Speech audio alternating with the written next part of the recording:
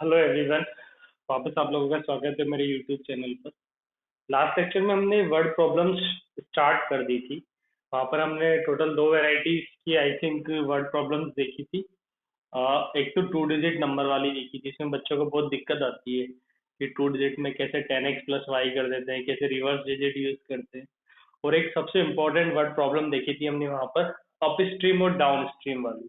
वो काफी इंपॉर्टेंट है, उसमें काफी काफी बार क्वेश्चन आता है अप स्ट्रीम और डाउन स्ट्रीम का। दोनों मैंने लास्ट लेक्चर में आपको बहुत अच्छे से एक्सप्लेन कर दी थी, है ना।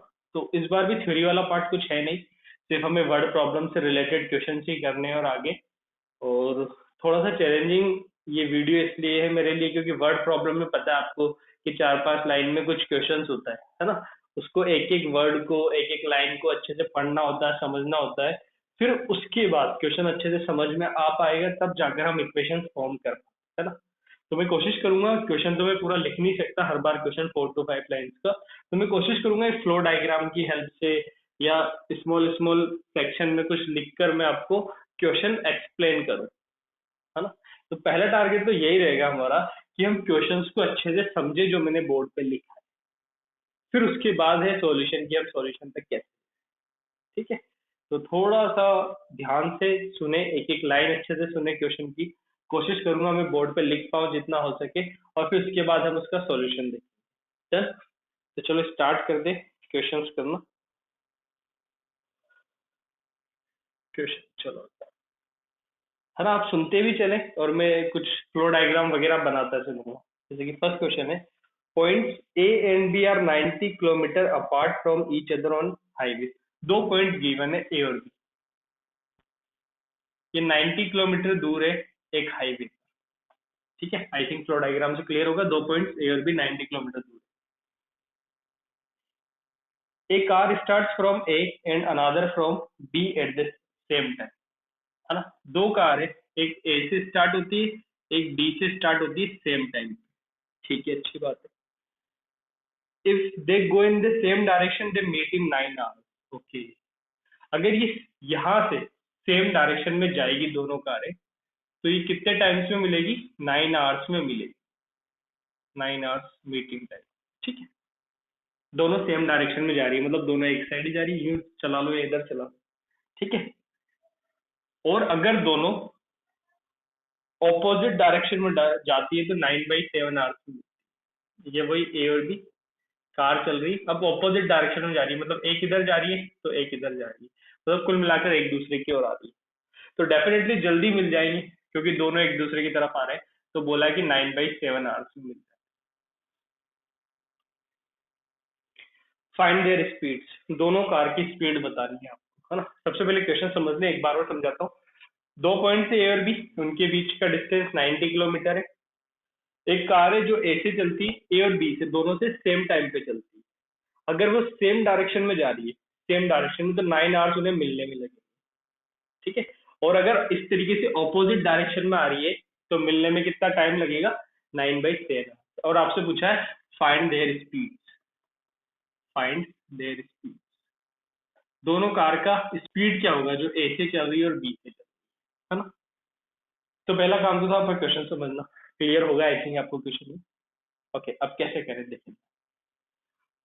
पहले इस वाले केस को ना, पहले आप मान लो कि ए से जो कार चल रही है उसकी स्पीड कितनी है? x किलोमीटर पर आवर, और जो बी से चल रही है वही y किलोमीटर पर आवर। इस केस में भी वही होगी, x किलोमीटर पर आवर और ये y किलोमीटर पर आवर, है ना।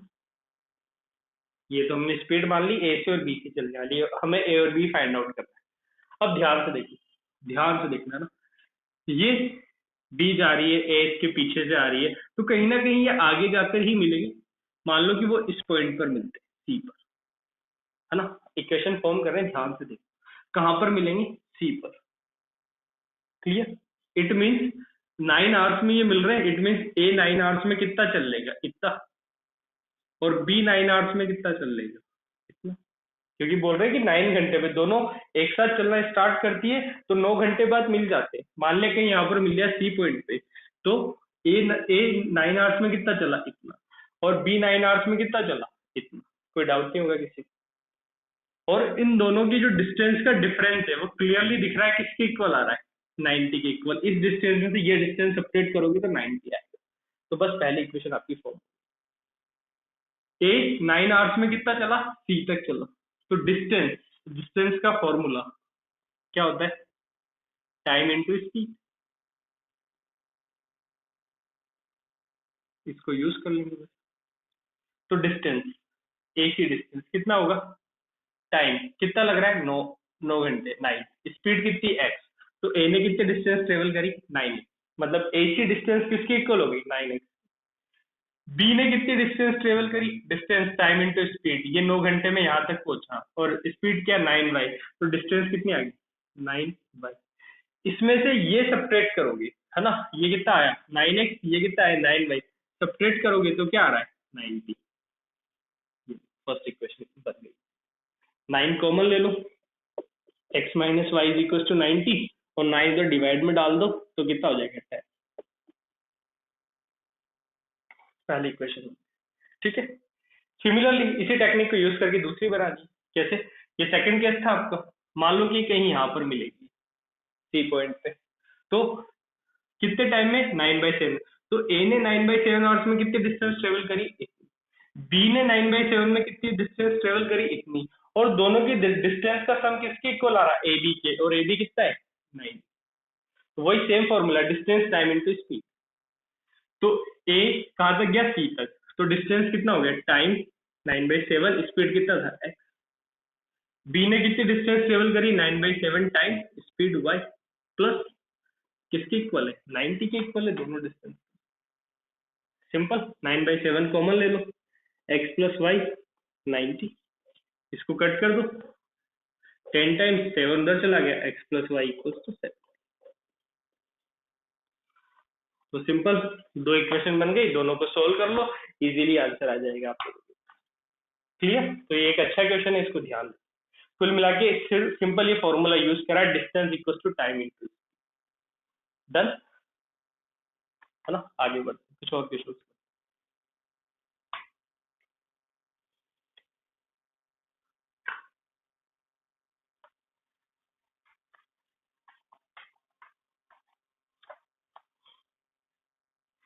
एक और अच्छा क्वेश्चन है, काफी अच्छा क्वेश्चन है, सुने पहले तो ध्यान से।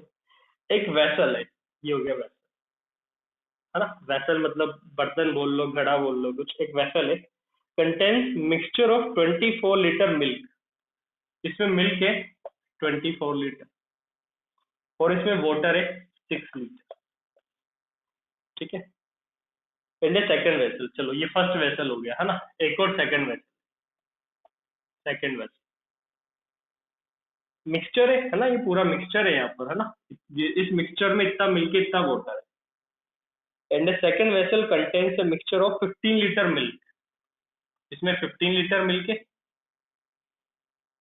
और इसमें वाटर कितना है 10 लीटर, ठीक है। ये दो वेसल्स थे आपके पास, फर्स्ट वेसल सेकंड वेसल। इस मिक्सचर में इतना मिल्क इतना वाटर है, ये सेकंड वेसल है, इसमें इतना मिल्क इतना वाटर है ना।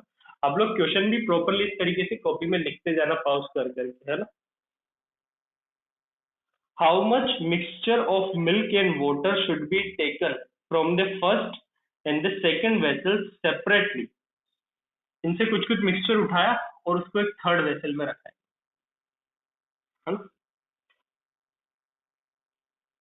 so that the third vessel may contain a mixture 25 litre milk और वाटर कितना 10 लीटर इतना हो। ओके, मैं क्वेश्चन एक्सप्लेन कर देता हूँ। क्या बोल रहा है, ये दो वेसल थे, इसमें एक मिक्सचर था, ये दूसरा मिक्सचर था।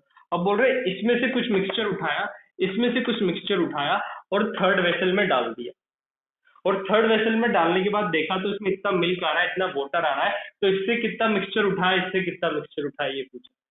मान लो इससे एक्स लीटर मिक्सचर लिया, इससे वाई लीटर मिक्सचर। तो आपसे पूछ रहा है कि अगर इसमें से एक्स और वाई क्या होगा, कितना कितना मिक्सचर में उठाऊं दोनों वेसल से, जो थर्ड वेसल में डालने पर इतना मिल्क आ जाए, इतना वाटर आ जाए, है ना। क्वेश्चन आई थिंक क्लियर हो गया है सबको। मिल्क है, वाटर है, फर्स्ट वेसल सेकंड वेसल, इसमें से कुछ निकाला, इसमें से कुछ निकाला, थर्ड में डाल दिया, और इस तरीके से उठाना है कि इतना मिल्क और वाटर आए। तो पूछ रहा है कि कितना कितना उठा, है ना। अब ध्यान से क्वेश्चन, अब देखो कैसे इक्वेशन बनेगी, अच्छा क्वेश्चन है, ध्यान से सुने, ध्यान से, है ना। क्वेश्चन क्लियर होगा, एक्स और वाई बताना है कितना कितना मिक्सचर उठा है। इसमें टोटल मिक्सचर कितना है, मिल्क प्लस वाटर 30 लीटर है ना। तो एक बार मैं ऐसे ही बना के बताता हूँ, 30 लीटर मिक्सचर है, यही फर्स्ट क्वेश्चन। 30 लीटर में मिल्क कितना है, 24 लीटर, ऐसा बोल दिया मैं। 30 लीटर में कितना मिल्क है, 24 लीटर। 1 लीटर में कितना मिल्क होगा, यूनिटरी मेथड 25/30। और आपने कितना मिक्सचर उठाया, एक्स लीटर, तो एक्स लीटर में कितना मिल्क होगा, 25, 24/30 इंटू एक्स। क्लियर, दोबारा सुने, यही कैलकुलेशन काम आएगी बस। पूरा मिक्सचर कितना है, 24 + 6, 30 लीटर मिक्सचर है। 30 लीटर में कितना मिल्क है, 24 लीटर मिल्क है। तो 1 लीटर में कितना मिल्क होगा, 24/30। आपसे पूछा है, सॉरी, आपने कितना मिक्सचर उठाया यहाँ से, एक्स लीटर, तो एक्स लीटर में कितना मिल्क होगा, 1 लीटर में इतना है, तो एक्स में कितना होगा, इंटू एक्स। उसी तरीके से यहाँ से बनाओगे, यहाँ टोटल कितना है, 25 लीटर, इसमें मिल्क कितना आ रहा है, 15 लीटर। 1 लीटर में कितना होगा, 15/25। आपने यहाँ से कितना मिक्सचर उठाया, वाई, तो वाई में कितना होगा, 15/25 इंटू वाई। ये इससे इतना मिल्क आया, इससे इतना मिल्क आया, और ये सब आपने कहाँ डाल दिया, थर्ड में डाल दिया। तो इन दोनों का सम किसके इक्वल होगा, 25 के। तो इन दोनों का सम करके 25 खत्म। एक जैसे मिल्क की इक्वेशन बन गई, वैसे वाटर की बन गई। ठीक है, एक बार और दोबारा सुन ले ध्यान से। 30 लीटर में 24 लीटर मिल्क है, दिख रहा है, तो 1 लीटर में 24/30, एक्स लीटर लिया, तो एक्स लीटर में इतना मिल्क होगा। फिर यहाँ पर 25 आ रहा है सम, 25 में 15 लीटर है, 1 लीटर में इतना, यहाँ से वाई लीटर लिया, तो वाई लीटर में इतना मिल्क। तो दोनों का सम किसके इक्वल होगा, इतना उठा के आपने इसमें डाला, और इसमें मिल्क कितना आ रहा है, 25। तो इन दोनों सर्कल जिस पे लगा रखा है उसका सम कितना होगा, 25। तो चलो इसको लिख देता हूँ मैं अच्छे से।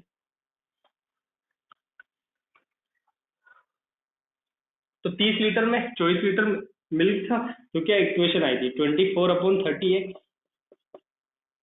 इधर 25 लीटर में कितना मिल्क था, 15 लीटर। 1 लीटर में कितना हो गया, 15/25, तो 22 लीटर में कितना, ये। और टोटल मिल्क कितना है, तो ये जो मैंने अभी आपको प्रॉपर एक्सप्लेन किया था उसको ऐसे लिख, ये हो गया इक्वेशन 1। इक्वेशन 2 आप वाटर से भी बना सकते हो। कैसे, वो 30 लीटर में वाटर कितना है, 6 लीटर, तो 1 लीटर में वाटर कितना हो, 6/30। और आपने कितना लिया, एक्स लीटर, तो एक्स लीटर में वाटर कितना हो, वो यूनिटरी मेथड, प्लस 25 लीटर क्या है, मिक्सचर है, 25 में कितना वाटर है, 10 लीटर, तो 1 लीटर में कितना वाटर होगा, 10/25। आपने कितना लिया, वाई लीटर, तो वाई में कितना होगा, और आया कितना इसमें, ये दो इक्वेशन। इसमें तो आप 3 इक्वेशन बना सकते हैं इजीली, है ना। आपने एक्स लीटर इससे लिया, वाई लीटर इससे लिया, और पूरा उठा के इसमें डाल दिया। इसमें जैसा बोल सकता हूँ ना, एक्स प्लस वाई किसके इक्वल आएगा, 25 + 10, 35, खत्म। 3 इक्वेशन बन गई इसमें, तो आपकी इच्छा हो कौन सी 2 इक्वेशन सॉल्व कर, कोई सी भी 2 इक्वेशन सॉल्व कर, है ना। एक्स लीटर मिक्सचर इससे लिया, वाई लीटर इससे लिया, सारा इसमें डाल दिया। इट मीन ये टोटल मिक्सचर किसके इक्वल होगा, एक्स प्लस वाई के, तो एक्स प्लस वाई कितना हो गया, 35 के। तो आप इजीली इसे सोल्व कर सकते हैं। तो टोटल आपके पास 3 इक्वेशन हो गई, जो भी आपको सिंपल लग रही है 2 इक्वेशन सॉल्व कर लो। ठीक है, तो याद रखें इस क्वेश्चन को भी, अच्छा क्वेश्चन।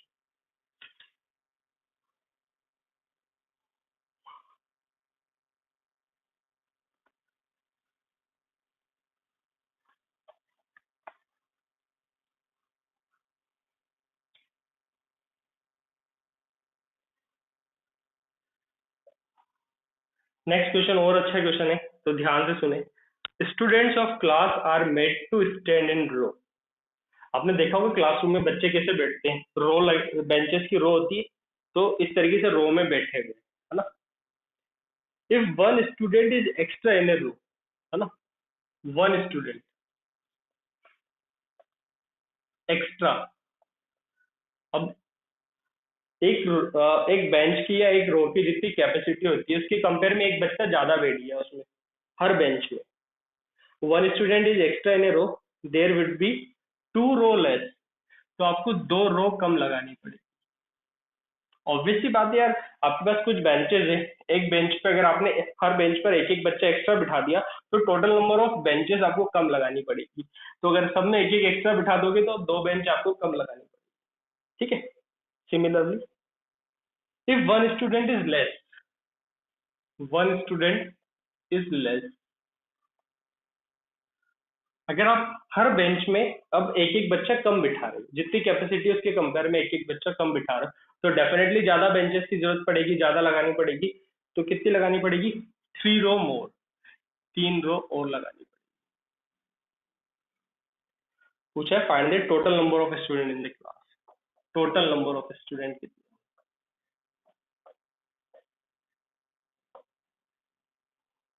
ठीक है, एक बार और मैं क्वेश्चन एक्सप्लेन कर देता हूँ। सबसे इंपॉर्टेंट तो क्वेश्चन एक्सप्लेन करना ही है। बच्चे क्लासरूम में आपने देखा है रो में बैठे रहते हैं, इस तरीके से बेंचेस में बैठे रहते हैं। तो हर एक बेंच में अगर आप एक स्टूडेंट एक्स्ट्रा बिठा दोगे, जितनी उसकी कैपेसिटी है आपने एक एक ज्यादा बिठा दिया, तो आपको बेंचेस कम लगानी पड़ेगी। तो बोल रहा है कि 2 बेंचें आपकी कम लगेगी, 2 रो कम बनेगी, मतलब 2 बेंच कम। अगर आपने एक बच्चा कम बिठाया, हर हर बेंच में एक एक बच्चा कम बिठाया, तो डेफिनेटली ज्यादा बेंचेस की जरूरत पड़ेगी आपको। तो आपको कुछ ज्यादा एक्स्ट्रा बेंचेस लगानी पड़ेगी, तो 3 बेंच एक्स्ट्रा लगानी पड़ेगी या 3 रो ज्यादा। तो आपसे पूछा टोटल नंबर ऑफ स्टूडेंट कितने होते हैं। अब बच्चों को समझ में नहीं आता, क्वेश्चन तो समझ में आ गया, अब ये समझ में नहीं आता क्या एक्स ले क्या वाई ले और कैसे डील करें। तो ध्यान से सुने, अच्छा क्वेश्चन है, ध्यान से एक एक लाइन सुने और समझे, है ना। सबसे पहले क्या माने वो देखो। हमने कुछ चीजें मानी। First of all student in 1 रो, कि एक रो में बच्चे कितने बैठेंगे, स्टूडेंट इन 1 रो या फिर 1 बेंच, एक बेंच पर कितने बच्चे बैठेंगे। मैंने मान लिया एक्स, है ना, और बेंचें कितनी है, नंबर ऑफ रोज कितनी है, वो मान लिया वाई। क्लियर। सबसे पहले तो ये समझ में आना चाहिए क्या माना मैंने, कि एक बेंच पे कितना बच्चा बैठ रहा है, एक्स बच्चा बैठ रहा है ना, और कितनी बेंच है, वाई बेंच। तो टोटल नंबर ऑफ स्टूडेंट्स कितने आएंगे इससे, सोचो थोड़ा सा। हर बेंच पे एक्स एक्स बच्चा बैठा है, टोटल वाई बेंचेस है आपके पास, तो बच्चा कितना होगा। मानो जैसे कि एक बेंच पे ये 5 बच्चे बैठे, 1 2 3 4 5, है ना। तो आपके पास इस तरीके से कितनी बेंचें हो गई है, मान लो 6 बेंच हो गई, 1 2 3 4 5 6। कैसे निकालोगे, हर बेंच पे 5 बच्चे बैठे हैं, और टोटल कितनी बेंच है, 6। तो यहाँ भी 5, यहाँ भी 5, यहाँ भी 5, यहाँ भी 5, सब पे 5 बैठेंगे, तो कितना हो गया, 5 × 6 30 बच्चे हो गए। कैसे निकाला, एक बेंच पे कितने बच्चे बैठ रहे हैं इंटू कितनी बेंचेस आपने लगाई। एक पे 5 बैठ रहे हैं, टोटल 6 बेंचें आपने लगाई है, तो 5 × 6 कितने हो गए, टोटल 30 स्टूडेंट हो गए।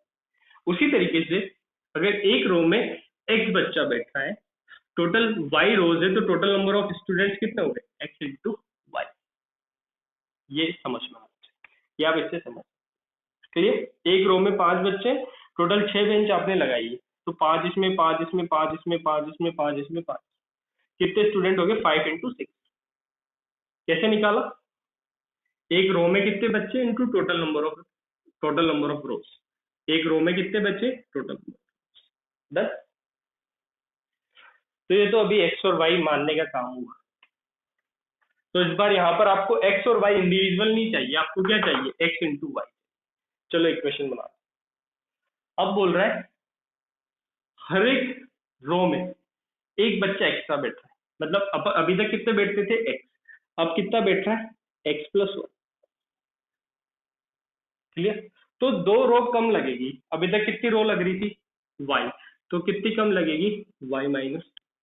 तो एक रो में कितना बच्चा बैठ रहा है, x+1, कितनी रो है, y-2। तो डेफिनेटली यार वही चीज हुई ना, दोनों का प्रोडक्ट करने पे आपको क्या मिलेंगे, टोटल नंबर ऑफ स्टूडेंट मिलेंगे। क्योंकि एक रो में कितना बच्चा बैठा है, इतना, और इतनी रो है आपके पास, तो दोनों का प्रोडक्ट करोगे तो टोटल नंबर ऑफ स्टूडेंट मिलेगा, और वो तो ऑलरेडी पता है कितने हैं, x1। सिंप्लीफाई कर लो बस। अब तो एक इक्वेशन मिल गई, क्या करोगे, पहले x को इससे मल्टीप्लाई करोगे, x इंटू y-2, फिर +1 को इससे करोगे, y-2 is equal to x। कितना हो गया यहाँ से, xy-2x + y-2 is equal to x। xy से xy चला गया। 2x और y उधर, सब उधर ले, 2x minus y plus 2 equal to, देखो आपकी फेवरेट सिंपल इक्वेशन। क्लियर? वापस सेम ऐसे बनाओ, हर एक one student is less in a row, मतलब एक रो में पहले x बैठते थे, अब क्या बोल रहा है कि एक कम बिठाओ, चलो एक कम बिठा दिया x माइनस, अब एक रो में कितने बैठे x माइनस, तो रोज कितनी लगेगी, y लगती थी, बट बोल रहा है 3 एक्स्ट्रा लगानी पड़ेगी, तो कितना आ जाएगा y प्लस 3, दोनों को मल्टीप्लाई करेंगे तो क्या देंगे, टोटल नंबर ऑफ स्टूडेंट, क्योंकि एक रो में इतने बच्चे, टोटल इतनी रो, प्रोडक्ट करने पर टोटल नंबर ऑफ स्टूडेंट आएंगे, वो तो फिक्स है यार, बच्चे तो एक्स वाई है अभी भी, बच्चे थोड़ी नहीं कम ज्यादा हो, बस सॉल्व कर लो इसको भी। वही कैसे है, पहले x को y प्लस 3 से, फिर -1 को y प्लस 3 से, और ये x अंदर सॉल्व करो, x y plus 3x minus y minus 3 x y से एक्स वाई कट गया, इक्वेशन आ गई 3x minus y minus 3। Clear? Equation 1 आपके पास है, इक्वेशन 2 आपके पास है, x निकाल लो, y निकाल लो, बट आंसर x और y नहीं होगा, आंसर क्या होगा आपका x इंटू वाई। क्लियर? तो ये एक अच्छा क्वेश्चन था, इसको भी ध्यान रखो, क्योंकि अभी तक किसी भी क्वेश्चन में इस तरीके से प्रोडक्ट करने की जरूरत नहीं पड़ी हमें, है ना, और एक्स और वाई भी कुछ नए लिए हैं अपन ने। ठीक है, तो ध्यान रखें इस क्वेश्चन का, अच्छा क्वेश्चन है, कहीं भी डाउट आ रहा है तो थोड़ा सा पॉज करें, देखें, सोचें खुद और डील करें। ठीक है,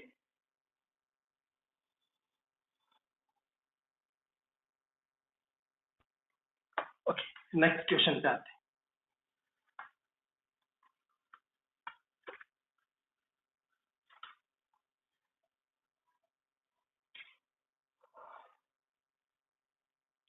नेक्स्ट क्वेश्चन देखते हैं, थोड़ा लॉस प्रॉफिट वाला क्वेश्चन है।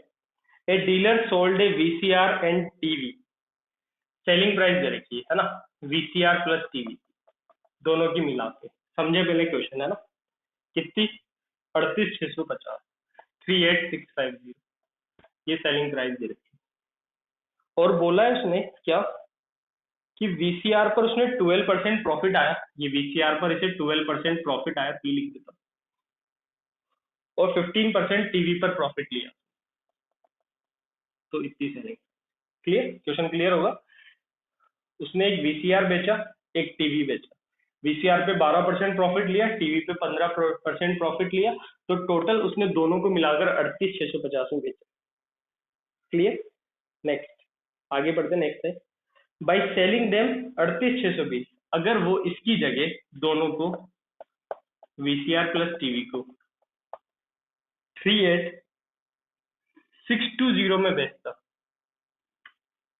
सॉरी ये मैंने 38,560, कोई फर्क नहीं पड़ता उससे, तो ऐसे है ना, 38,560 था, हाँ, बाई सेलिंग देम फॉर 38,620, अगर वो उसे 38,620 में बेचता दोनों को, तो 15% उसे वीसीआर पे प्रॉफिट होता,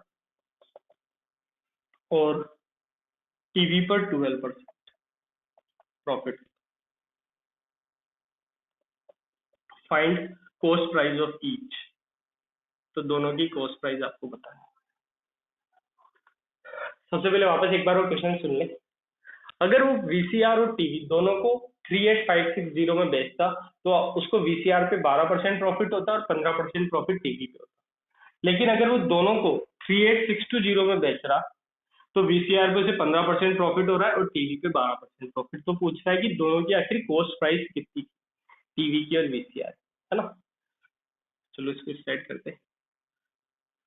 देखो, सबसे पहले आपको एक फॉर्मूला आना चाहिए जो आपने क्लास 8 में पढ़ा होगा, सेलिंग प्राइस। क्या होता है, 100 plus profit percent upon 100 into cost price, ये फॉर्मूला आपको आना चाहिए, ये आता है तो फिर काम। Selling price equal to 100 plus profit percentage upon 100 into C, है ना। अगर लॉस होता था तो क्या फॉर्मूला आता था, 100 माइनस लॉस परसेंट आता था, बट अभी तो दोनों में प्रॉफिट ही है ना? तो कॉस्ट प्राइस मान लो आप किसी की भी, कॉस्ट प्राइस ऑफ वीसीआर, ये मान ली हमने एक्स रुपी, और कॉस्ट प्राइस ऑफ एक और क्या था, टीवी, उसकी मान लो वाई डी। ठीक है, अब डील करते हैं, तो इस वाले केस को पकड़ते हैं, फर्स्ट वाला केस, है ना। 12% प्रॉफिट हुआ है, तो वीसीआर का सेलिंग प्राइस निकालो आप। वीसीआर एक्स क्या है उसका, कॉस्ट प्राइस, यहाँ पर डाल दो। प्रॉफिट कितना है 12, यहाँ पर पुट कर दो 100 plus 12 upon 100 into cost price of VCR, कितना आएगा X। ये क्या आया आपके पास, वीसीआर की सेलिंग प्राइस आ गई। उसी तरीके से टीवी की निकालो, टीवी पर 15% प्रॉफिट था, फॉर्मूले में डाल दो 100 plus 15 upon 100 into cost price, किसकी बात कर रहे हो, टीवी की, तो टीवी की कॉस्ट प्राइस डालो Y। तो ये क्या हो गया, टीवी की सेलिंग प्राइस हो गई, ये वीसीआर की सेलिंग प्राइस होगी, और दोनों की सेलिंग प्राइस कितनी है 3856। सिंपल इक्वेशन बन गई यार आपकी, 112 upon 100x 115 upon 100y is equal to 38560। ये फर्स्ट इक्वेशन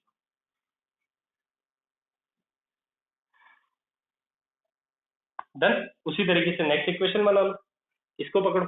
वीसीआर पे कितना प्रॉफिट है, 15% प्रॉफिट है।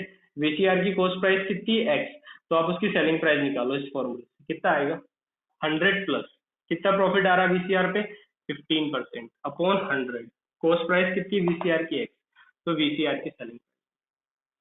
टीवी पे 12% प्रॉफिट है, तो 100 plus 12 upon 100 into cost price TV की वाई, तो दोनों का सेलिंग प्राइस हो गया, वो किसके इक्वल है 38620। सिंप्लीफाई कर लो, 115 upon 100x 112y upon 100y, लिख दिया मैंने 3860। ये लो x और y में दो लीनियर इक्वेशन बन गई, दोनों को सोल्व कर लो, इजीली आप आंसर तक पहुंच जाओ, है ना। मैं किसी भी इक्वेशन को यहाँ पर सोल्व नहीं करूंगा, ऑलरेडी बहुत सारी लीनियर इक्वेशन हमने सोल्व करी है ना। तो ये सारी अच्छी अच्छी वर्ड प्रॉब्लम्स है जो मैं आपको एक्सप्लेन कर रहा हूँ, ये सब अच्छे से ध्यान से कॉपी करते चले, क्वेश्चन इस फॉर्म में कॉपी करते चले, और हाथों हाथ इसका सॉल्यूशन भी आप कॉपी करते चले, है ना, और प्रॉपरली अच्छे से नोटबुक अपनी मेंटेन रखें।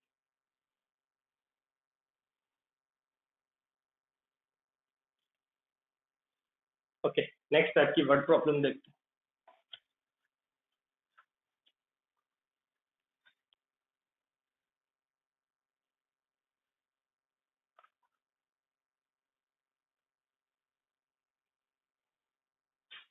नेक्स्ट क्वेश्चन देखते हैं। इस तरह के क्वेश्चन भी आपसे बोर्ड में पूछे जाते हैं, अपने क्लास प्रीवियस क्लास में भी देखा है, वर्क एंड टाइम पे जो क्वेश्चन होते हैं, लेबर वाली प्रॉब्लम होती है वो, है ना। पहले मैं क्वेश्चन समझाता हूँ। 2 men plus 3 boys can do a piece of work in 8 days। दो मैन है, 3 बॉय है, और साथ मिलके किसी काम को 8 दिन में खत्म करते हैं। क्लियर होगा, 2 मैन 3 बॉय मिलकर 8 दिन में खत्म। द सेम वर्क, यही काम इन 6 डेज 6 दिन में खत्म हो जाएगा यदि 3 मैन, अगर 3 मैन लगा दो और प्लस 2 बॉयज को लगा दो, तो ये काम 6 दिन में खत्म हो जाएगा। ठीक है। How long one boy alone, है ना, वन बॉय अलोन और वन मैन अलोन, अगर एक आदमी या एक बच्चा काम करे तो कितने दिन में ये काम कंप्लीट होगा सेल का। सुने, पहले क्वेश्चन समझे। अगर 2 मैन 3 बॉय किसी काम को मिलकर साथ में करें तो 8 दिन में हो जाएगा। उसी काम को अगर 3 मैन प्लस 2 बॉय मिलकर करें तो 6 दिन में हो जाएगा। तो उसी काम को अगर एक बॉय अकेला करेगा तो कितने दिन लगेंगे, और उसी काम को अगर एक मैन अकेला करेगा तो कितने दिन लगेंगे, है ना। ये क्वेश्चन है, समझते हैं कैसे करेंगे। देखो, ये जो भी वर्क और टाइम वाली प्रॉब्लम होती है, ये सिर्फ सिंपल एक बेसिक कॉन्सेप्ट से खत्म हो जाती है। सबसे पहले वो बेसिक कॉन्सेप्ट सुने आप क्या है। जस्ट लाइक मैं हूं, मैंने किसी काम को 2 दिन में कंप्लीट कर लिया, 2 दिन में मैंने एक काम खत्म कर लिया, तो एक दिन में कितना काम किया मैंने, 2 दिन में पूरा काम हो गया, तो एक दिन में कितना हुआ, आधा, 1/2। मैं किसी काम को 3 दिन में कंप्लीट कर लेता हूँ, तो एक दिन में कितना हुआ, 1/3। अगर मैं किसी काम को 10 दिन में करता हूँ, एक काम को 10 दिन में, तो एक दिन में कितना काम किया, 1/10, है ना। तो सिंपल यही कॉन्सेप्ट लगेगा, है ना। If a man complete a work in m days, है ना, ये कॉन्सेप्ट लिख रहा हूं मैं। If a man complete a work in m days, then 1 day work by m man कितना हो जाएगा? 1/m। इस बस ये एक लाइन है, ये समझ में आ गई तो काम कर, पूरा कॉन्सेप्ट इसी पे। मैं बोल रहा हूँ ना, मैंने किसी काम को 2 दिन में किया तो डेफिनेटली एक दिन में कितना काम हुआ? 1/2। किसी काम को मैं 3 दिन में कंप्लीट कर रहा हूँ तो एक दिन में कितना किया? 1/3। समझ में आ रहा है यार? 2 दिन में पूरा काम हो रहा है तो एक दिन में आधा हुआ होगा, 3 दिन में हो रहा है तो एक दिन में 1/3 हुआ होगा। किसी काम को करने में अगर m दिन लग रहे हैं तो एक दिन में कितना काम हुआ होगा? 1/m हुआ होगा। बस इसको अगर आपने समझ लिया तो काम हो जाएगा, है ना? ये समझ में आ गया होगा आपको, ये आपने प्रीवियस क्लास में भी देखा। अब देखो मानते क्या, अब देख लो, 1 boy alone complete work in x days. हमने मान लिया x दिन में एक बच्चा वो काम कंप्लीट करे। 1 man alone complete work in y days. अगर एक आदमी उसे कंप्लीट करने में टोटल y दिन चाहिए। अब समझो, इक्वेशन पकड़, सिर्फ बोलने का काम है और कुछ नहीं। एक बच्चे ने उस काम को करने में कितना दिन लगा? एक। इट मीन एक दिन में कितना काम किया होगा उस बच्चे ने? 1/8। ये क्या लिखा मैंने? एक दिन में एक बच्चे ने कितना काम? बोल, एक दिन में एक बच्चे ने कितना काम? कितने बोई है फर्स्ट केस में? 3 इंटू 3 कर दिया। इसका क्या मतलब हुआ कि एक दिन में 3 बच्चों ने कितना काम? ठीक, प्लस 2 मैन, है ना? एक मैन एक दिन में कितना काम करता है? 1/1। एक मैन एक दिन में कितने मैन है? 2 मैन। तो ये क्या हो गया? 2 मैन एक दिन में कितना काम करेंगे? कुल मिला के इन दोनों स्टेटमेंट का मतलब क्या हुआ? 3 बॉय और 2 मैन के एक दिन का काम है। कितना? एक दिन का काम। पूरा काम कितने दिन में कंप्लीट हो जाता है? 8 दिन में। तो एक दिन में कितना काम किया है? क्योंकि इधर क्या लिखा हुआ है? ये एक दिन का काम लिखा हुआ है, तो एक दिन में कितना काम हुआ? 1/8। क्लियर? दोबारा समझो इसकी हेल्प से। एक बॉय एक दिन में पूरा एक्स डेज में काम कंप्लीट कर लेता है, तो एक बॉय के एक दिन का काम कितना हो गया? 1/8। कितने बॉय है? 2 बॉय। तो ये 2 बॉय के एक दिन का काम हो गया, प्लस 1 मैन के 1 डे का वर्क कितना हो गया? 1/5। कितने मैन है? 3 मैन। 3 से मल्टीप्लाई कर दिया तो 1 मैन के 3 डे का वर्क हो गया, सॉरी 3 मैन के 1 डे का वर्क हो गया। तो ये टोटल क्या है? 1 डे का वर्क हो गया। टोटल काम कितने दिन में हो रहा था? 6 दिन में। तो एक दिन में कितना काम हुआ इनके द्वारा? 1/6। इक्वेशन बन गई, सॉल्व करो। तो कुल मिला के बेसिक कॉन्सेप्ट ये है कि कोई पर्सन अगर किसी काम को m दिन में करना है तो एक दिन में कितना काम होगा? 1/m। उसी के बेस पर आप 1/x हो गया, 1/y हो गया। इस तरह की इक्वेशन आपको पता ही कैसे सोल्व करते हैं। 1/x को a लेंगे, 1/y को b लेंगे और सॉल्व कर लेंगे। डन। चलो फटाफट एक आखिरी क्वेश्चन और कर लेते हैं।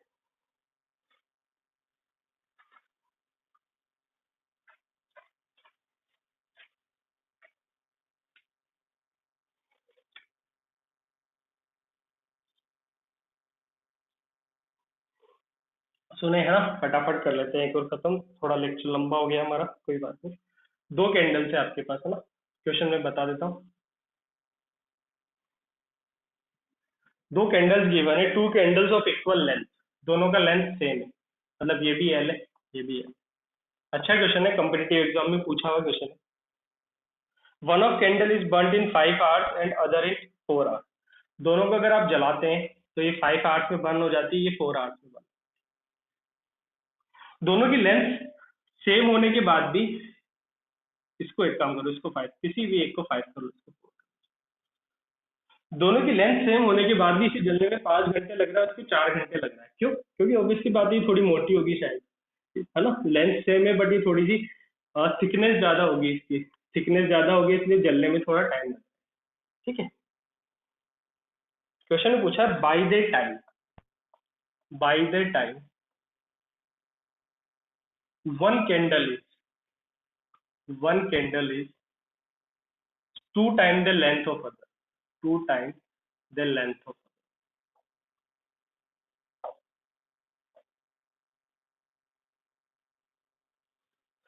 देखो क्वेश्चन समझो, by the time one candle is 2 time the length of other, है ना। अब मेरे को पता है कि यार ये वाली ज्यादा स्पीड से जल रही है क्योंकि 4 घंटे में पूरी जल रही है, तो कहीं ना कहीं कुछ टाइम पीरियड के बाद ऐसा होगा जब इसकी लेंथ काफी स्पीड से कम होगी और इसकी लेंथ बड़ी होगी, है ना। तो एक टाइम ऐसा होगा जब इसकी लेंथ, इधर वाले की लेंथ इसकी डबल होगी।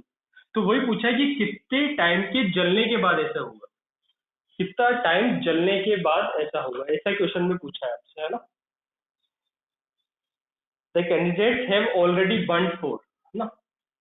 The candles already burn four, कितनी जल गई, ऑलरेडी बर्न फोर, कितनी देर जल गई, है ना। दोबारा समझने पहले क्वेश्चन, ये 4 घंटे चलती है, 5 घंटे चलती है, दोनों की लेंथ सेम है, फिर भी ये ज्यादा देर तक चलती है क्योंकि थिकनेस ज्यादा होगी इसके ना। अब ऑब्वियस सी बात है, ज्यादा स्पीड से चल रही है तो इसकी लेंथ काफी स्पीड से कम होगी, इसकी थोड़ी कम स्पीड से कम होगी। तो एक टाइम ऐसा आएगा जब ये बहुत छोटी हो जाएगी, ये बड़ी होगी, तो कुल मिला के इसकी लेंथ इसकी डबल होगी। तो आपसे वही पूछा कि कितने टाइम तक जलने के बाद ऐसा हो, है ना। क्वेश्चन क्लियर होगा, आप डील करते हैं कैसे करें। ये वो यूनिटरी मेथड यूज करना है।